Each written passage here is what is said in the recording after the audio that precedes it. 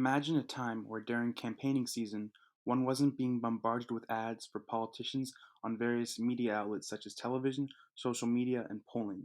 This time did in fact exist in the United States, that all came to stop in 1952 after the election between Dwight D. Eisenhower and Adlai Stevenson. The 1952 presidential election was between the Republican candidate, Dwight D. Eisenhower, and the Democratic candidate, Adlai Stevenson. The election wasn't very close, with Eisenhower winning 442 of the electoral votes compared to Stevenson's 89. The 1952 presidential election forever changed how politicians would communicate with the public. It changed the type of communication by being the first election to introduce political advertisement through the TV. To understand this election, we must look at marketing and how it was done in elections prior to 1952. There is no better election to start with than the election of 1800. The election of 1800 was a rematch of the previous election between President John Adams and Vice President Thomas Jefferson. Because of ruling at the time, the runner-up of the election was placed as the vice president. Jefferson and Adams were two men with very different ideas, Jefferson being part of the Democratic Republican Party, while Adams was part of the Federalist Party.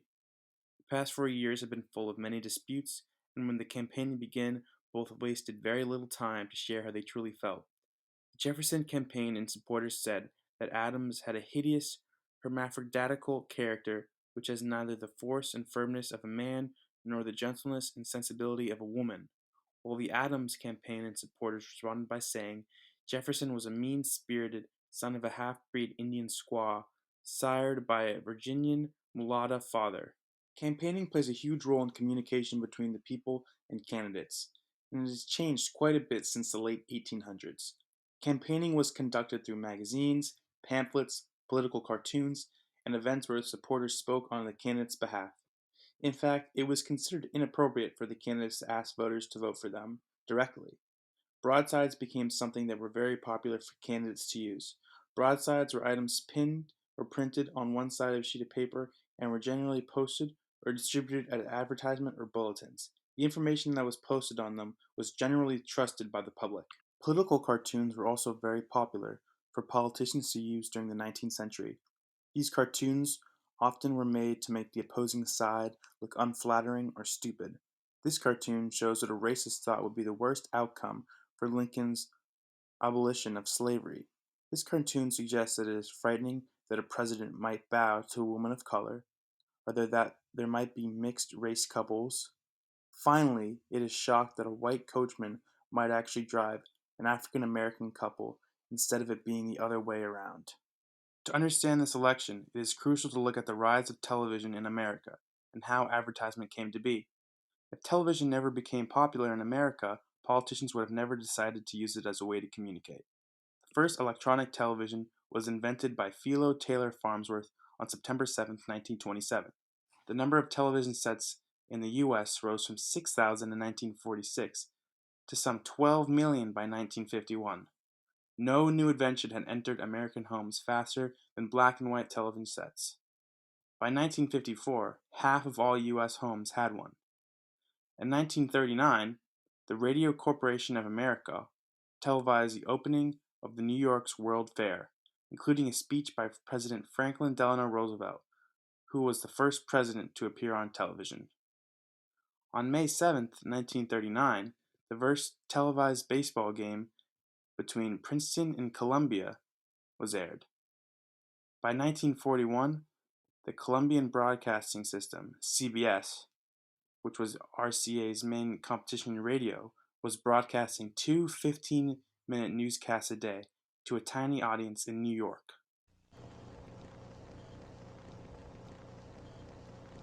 America runs on Bulliver time. That was the first legal ad that aired in the United States. It aired on July 1, 1941, right before the beginning of a baseball game between the Brooklyn Dodgers and the Philadelphia Phillies. The airtime was only 10 seconds long and cost the company, Bulova, who was advertising their watches, only $9. The cost of a 30-second ad in prime time in 2020 would cost the company around $112,000, or even more for big events like the Super Bowl. where it can be upwards of $5.6 million. President, Ike for president, Ike for president. You like Ike, I like Ike. Everybody likes Ike for president. Hang out the banner, beat the drum. We'll take Ike to Washington. We don't want John or Dean or Harry. Let's do that big job right. Let's get in step with the guy that's up. Get in step with Ike. You like Ike, I like Ike. Everybody likes. The clip that was just shown was part of Eisenhower's most popular advertisement throughout the campaign. The public enjoyed the catchy theme song and clever animations.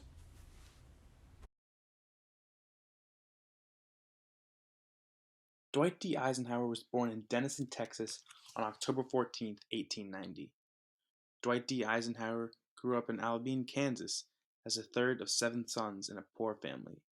He was sent to West Point where he graduated middle of the class.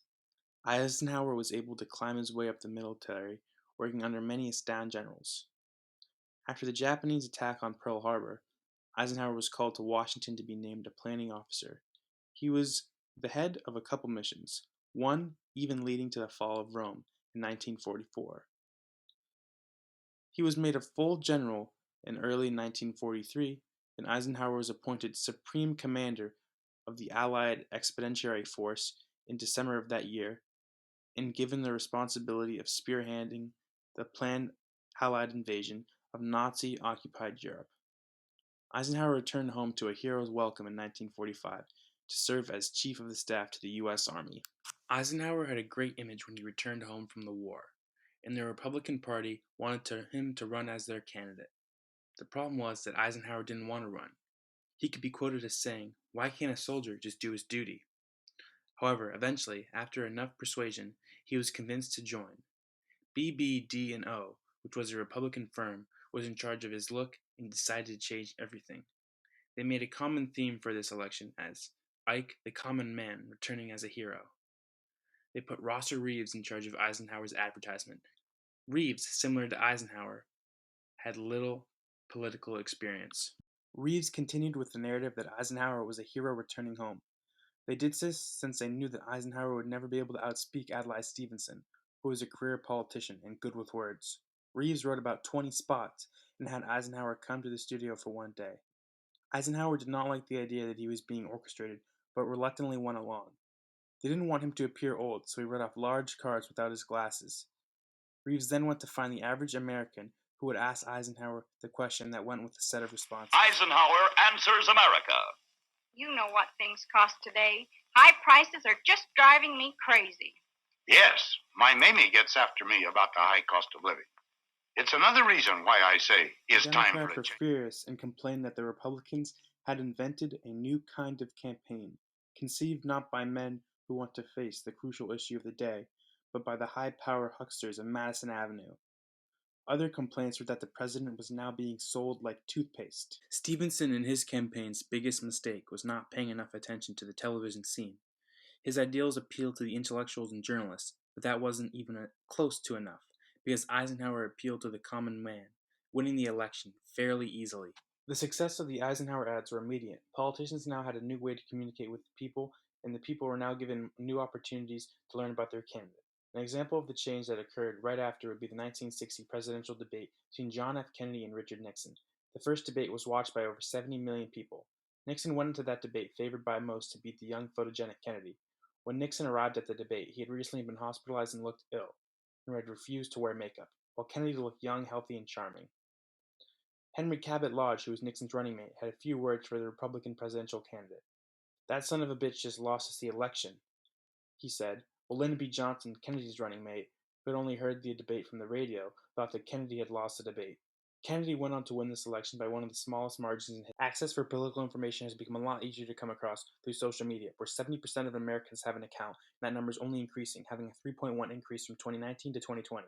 There is negative to all this information, fake news. According to an article published on PBS, accurate stories rarely reach more than 1,000 people, yet the most prominent false news items routinely reach between 1,000 and 100,000 people. Overall, the 1952 presidential election forever changed the way politicians would communicate with the public, being the first election to introduce political advertisement through the television.